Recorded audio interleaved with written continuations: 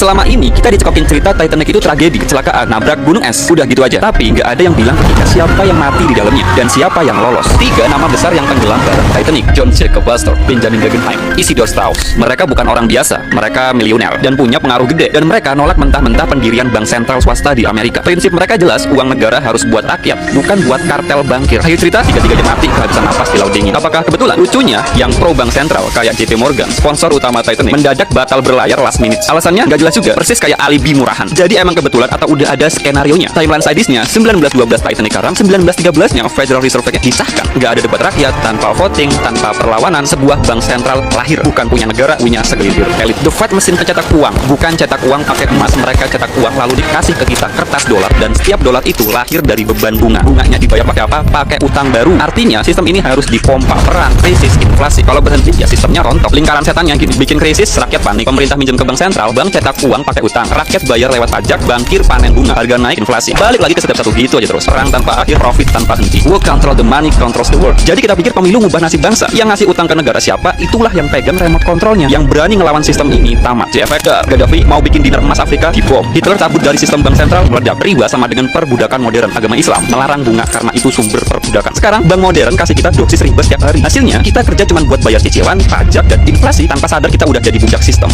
Tanpa borgol, tanpa tembakan. Sistem ini nggak akan berhenti sampai kita berhenti tunduk. Selama kita pikir inflasi itu normal, utang itu wajar, kita tetap jadi sapi perah elit global. Besok mungkin akun ini udah hilang, postingan ini dihapus. Menurut kalian gimana?